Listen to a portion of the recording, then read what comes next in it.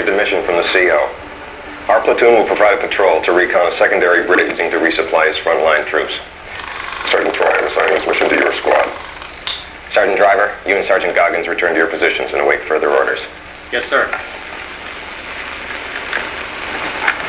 This is Second Lieutenant Frank Church, 1st Platoon Leader, Company A, 2nd Battalion.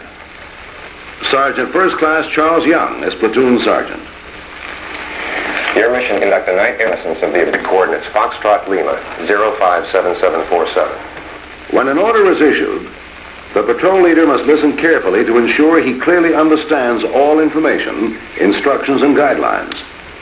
You should make notes the later use in planning. And if points are not clear, you should ask questions. Report the patrol front lines at 2100 hours tonight and return no later than 0700 tomorrow morning. Departure and re-entry will be through Bravo Company. Upon your return, you will be debriefed by Battalion S2 or its representative. The specific intelligence requirements needed are: what is the size and type of the bridge? What is the amount of traffic moving over it per hour? What is the number, size, types, and orientation of the fortifications at the bridge site? What is the number, types, and locations of crew-served weapons? And what is the size, activity, uniforms, and equipment of enemy personnel securing the bridge? Be sure you coordinate with the FSO, S2, and Bravo Company Commander. Also draw any additional equipment you need from supply. The patrol call sign will be Golf 4, Echo 9 or 5. Platoon call sign, Echo 5, Juliet 2-1. Net control station, Zulu 5, Juliet 2-8. Challenge and password, Greenwood. The CO will be located at the company CP. I'll be at the platoon CP. It is now 0712. What are your questions? Sir, is there any chance of getting an aerial recon on the route? No way. One of our choppers wouldn't last 5 minutes over that area. However, here's a week-old aerial photo which will give you an idea of the terrain west of the objective. Any idea what the weather will be like? You'll get that with your S2 update. Anything else? No, sir. Okay, that's it. I want to see you for a minute.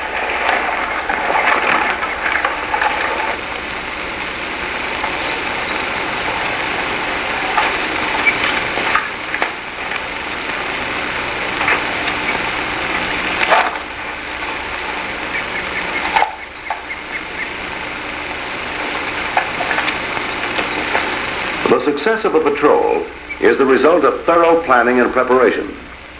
Since the tactical situation precludes an aerial or visual on-the-ground reconnaissance, the patrol leader must make his analysis from maps, notes, and aerial photographs if he has any. Sergeant Troy carefully studies the mission, terrain, and situation.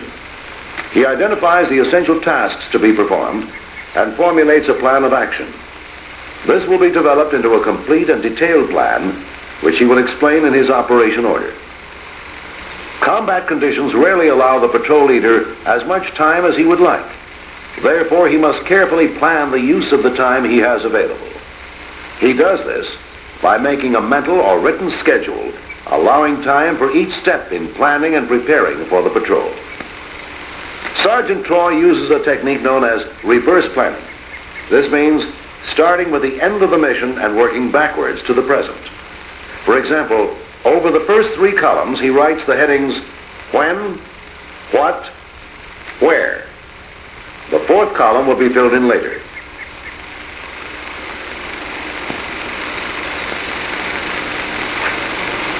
The patrol leader then checks his notes, which tell him he must return to friendly front lines not later than 0700 hours the following morning. This will be the patrol's last activity other than the S2 debriefing. He therefore fills in the last activity on the top line. Under when, he writes the time he must return, 0700 the following morning. Under what, he writes the task or activity, return to friendly front lines. Under where, the location, B Company. On the line below, he fills in the next to the last activity, when, 2400. What? Execute mission. Where? Grid coordinates Foxtrot Lima 057747. He will continue this planning backwards up until the time he expects to give the warning order to his squad.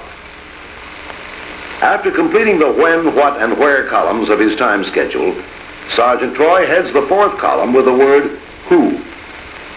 Under this column, he identifies who will take part in the activity or perform the task. When the who column is completed, Sergeant Troy will transfer this time schedule to any expedient means, such as an empty rations box, to use when he delivers his warning order to the patrol. The time schedule is set up in chronological order and stays up after the warning order is issued, so members of the patrol can refer to it if necessary. At 0800, as per the time schedule, the patrol leader issues his warning order. It consists of a brief statement of the situation, the patrol's mission and general instructions, such as team missions, individual duties, chain of command, uniforms and equipment common to all, weapons and ammunition, special equipment each man will carry, and the time, place, and who will attend the operation order. He also issues specific instructions to his subordinate leaders. Sergeant Griffith, I want to go over the equipment and ammo list with you. See me in about 10 minutes. Okay. Sergeant Alba, you'll be in charge of the patrol during my absence or if anything happens to me. See me after the warning order for further instructions. Right.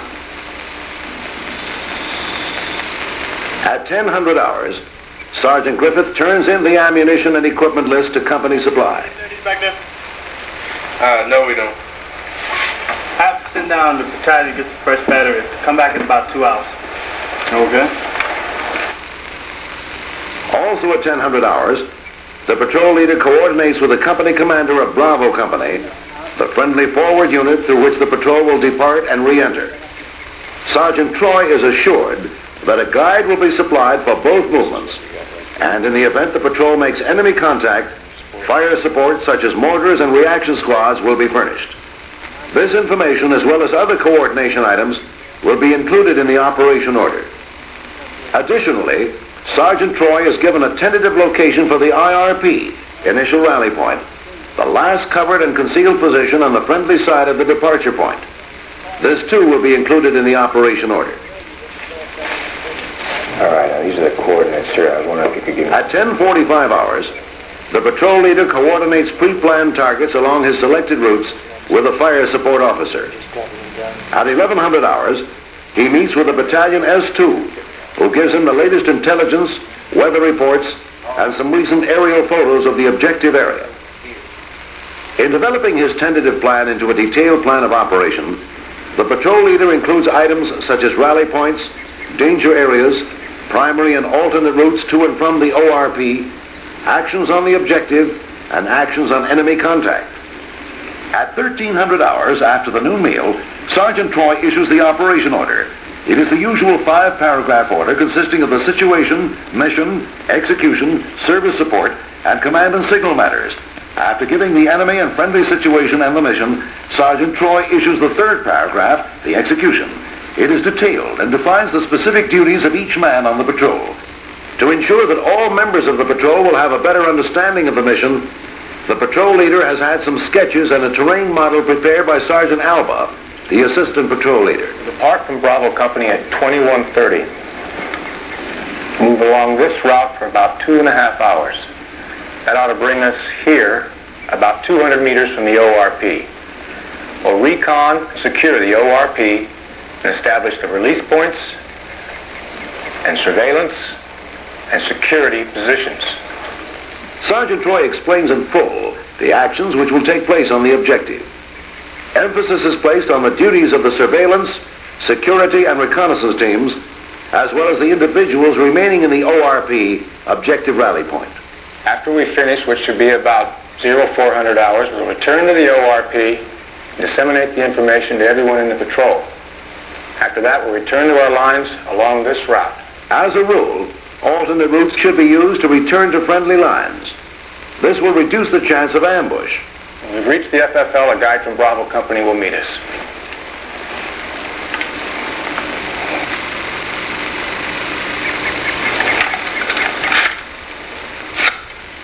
Inspections are important, for they often reveal each man's physical and mental state of readiness.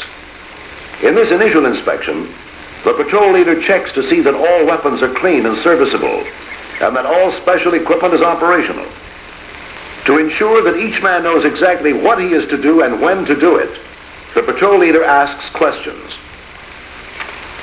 At 15:30 hours, Sergeant Troy conducts a dry run rehearsal of the operation. Hold it! Hold it up!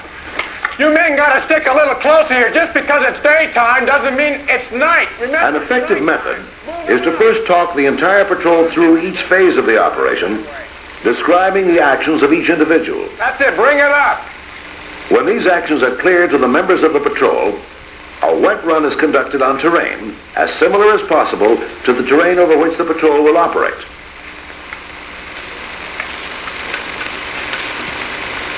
During this phase of the rehearsal, the patrol leader and the team leaders use only the signals that will be used during the actual conduct of the mission.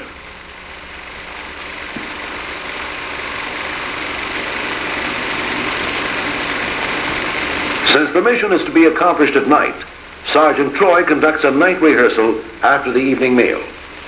It's through well-directed rehearsals like this that the men become familiar with the actions they may have to take during the mission.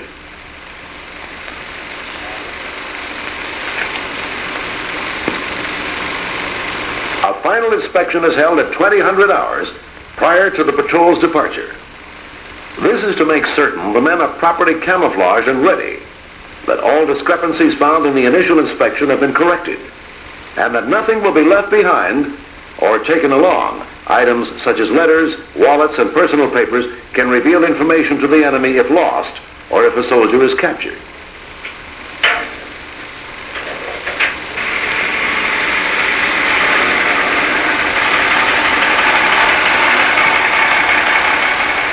At 20:30 hours, the patrol arrives at the rear of Bravo Company, the friendly forward unit, through which it will depart and re-enter. Here now is an illustration of the manner in which Sergeant Troy conducts the patrol's departure.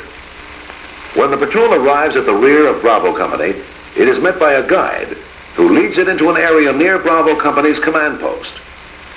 Leaving his assistant patrol leader in charge, Sergeant Troy and the compass man follow the guide to the CP for final coordination with Bravo's commanding officer.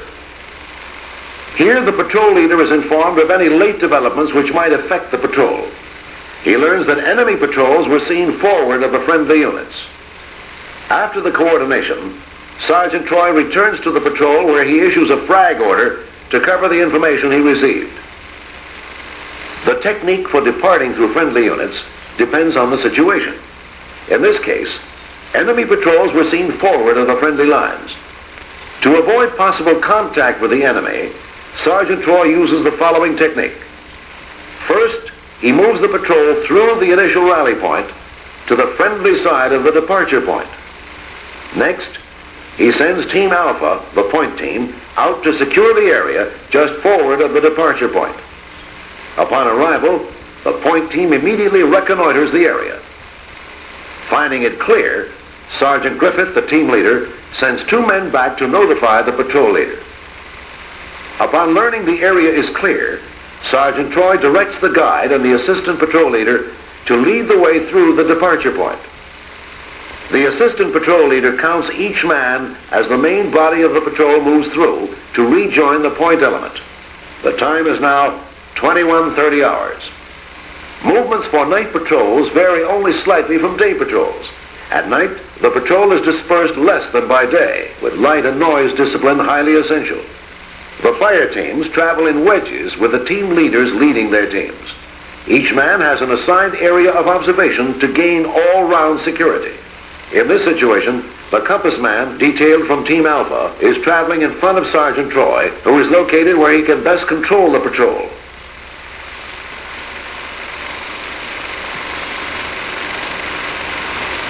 The Bravo team leader, who is also the assistant patrol leader, brings up the rear with his team.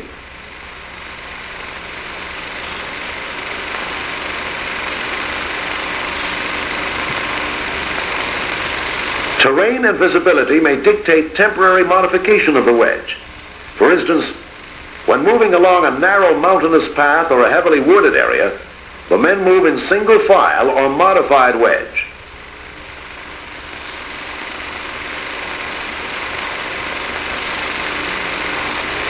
But as soon as conditions permit, the wedge is resumed automatically. The patrol infiltrates enemy lines by following a pre-selected route which takes it through areas lightly held and infrequently patrolled by the enemy.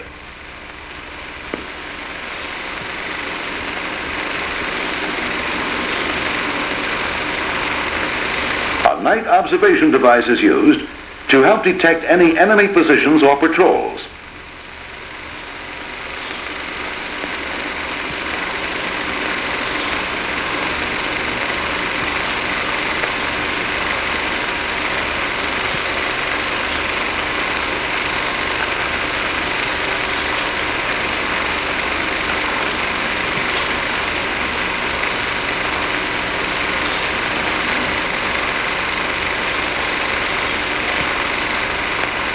At 23:20 hours, almost 2 hours since the patrol departed the friendly front lines, Sergeant Troy decides to halt and recheck his location.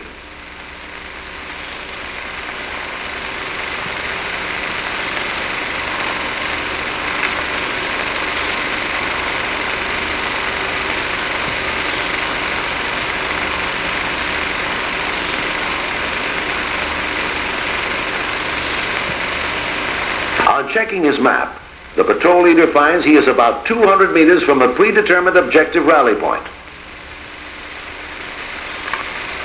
The objective rally point is a point near the objective where a patrol makes its final preparation prior to actions on the objective. It is used to reassemble, reorganize, and disseminate information after the actions on the objective have been accomplished.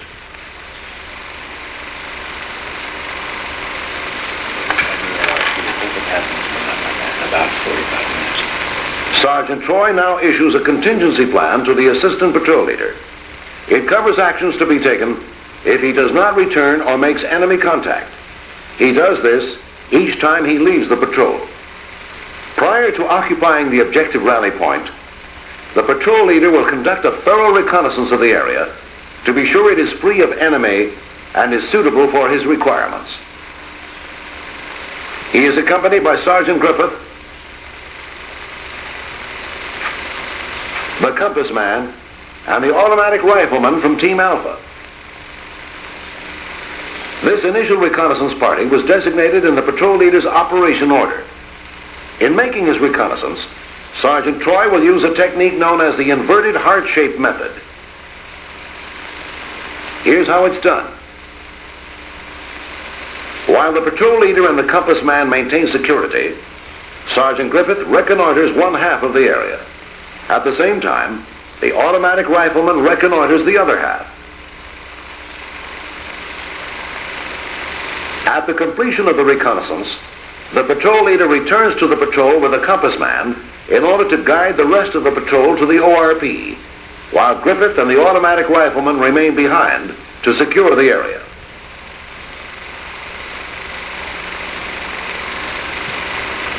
Meanwhile, the enemy continues moving supplies over the bridge, which Sergeant Troy is to reconnoiter. As soon as the patrol arrives at the ORP, the men occupy a security perimeter, just as it was rehearsed. Before making his reconnaissance of the objective, Sergeant Troy again issued a contingency plan to the assistant patrol leader. Before we move out, I want to go through the actions we're going to take. Move from here to the release point. The release point is usually located between the objective and the ORP. It is used to control the movement of teams to their positions. Surveillance team to the surveillance point from where we can observe the objective. Do you see anything? The purpose of the surveillance team is to observe the objective and report to the patrol leader any change in the situation. I will then return to the release point and send out the security team. Sergeant Griffith and I will wait 20 minutes before we begin our recon. Each security team has one night vision goggle and several laws and claymores. That should give you plenty of time to get into position. It's now 0016. I want everybody back to the ORP no later than 0400. Is that clear?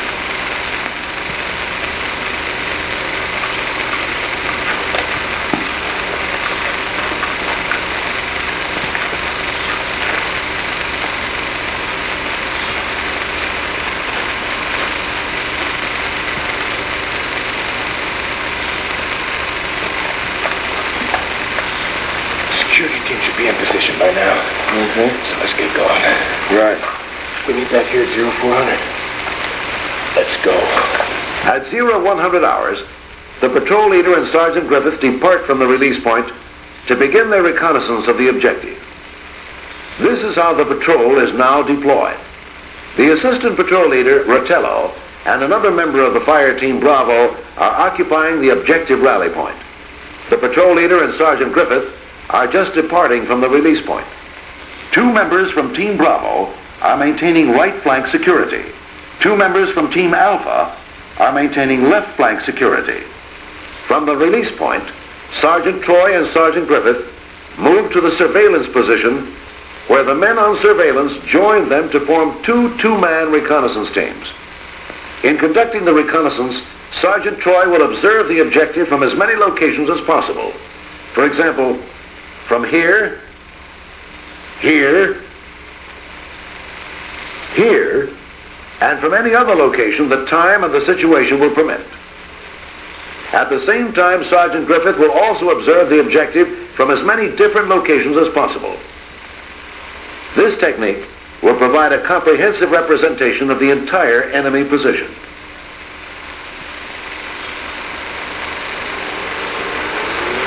When gathering information, it is important to obtain not only specific intelligence requirements, but any other tactical information observed during the reconnaissance. Sketches of the objective and the surrounding area or routes of travel provide extremely useful tactical information. In this situation, the patrol leader will sketch the objective from each of his observation posts. This same procedure will be accomplished by Sergeant Griffith. At the conclusion of their reconnaissance, the patrol leader and Sergeant Griffith compare notes at the release point. If the patrol leader is satisfied with the information collected, they will return to the ORP. If not, they will resume the reconnaissance for as long as time will permit. Shortly after 0340 hours, the right flank security team withdraws to return to the ORP. At about the same time, the left flank security team departs.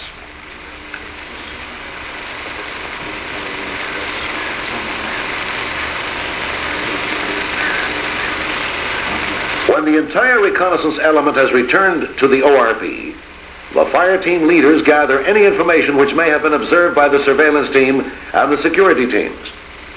This information is then given to the patrol leader and the recorder, who consolidates it with the intelligence gathered by the patrol leader and Sergeant Griffith.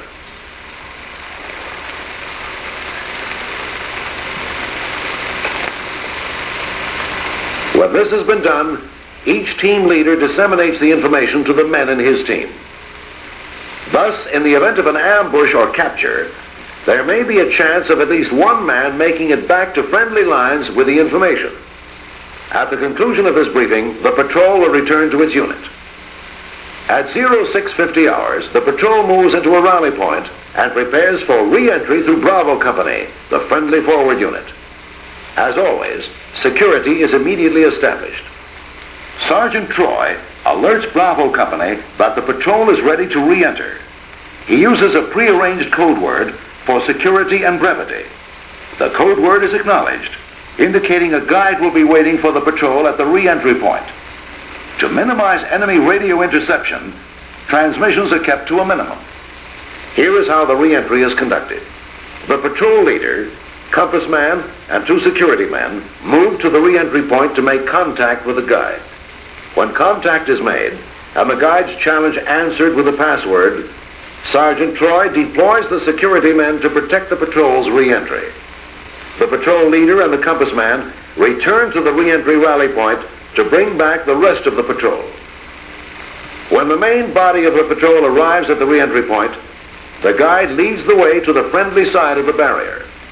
As each member of the patrol passes through, he is recognized and counted by the assistant patrol leader, who together with the security men, is the last to move through the re-entry point.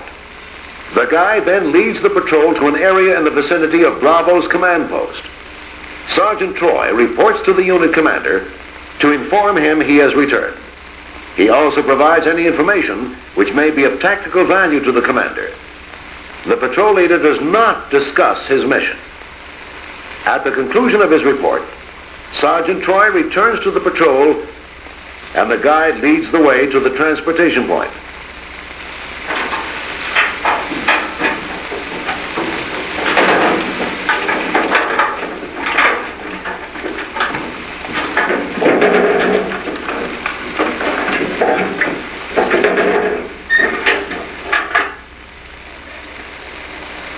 That's all I have right now.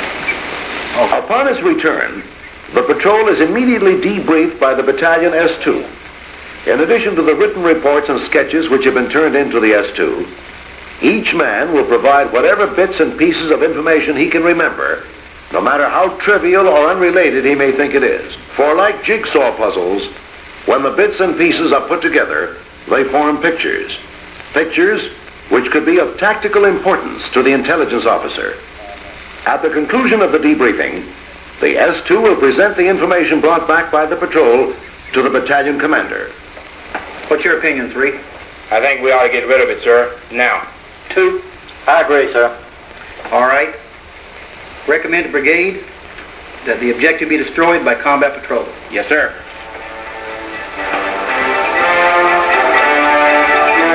The success of a reconnaissance patrol depends to a great extent on detailed planning, extensive preparation,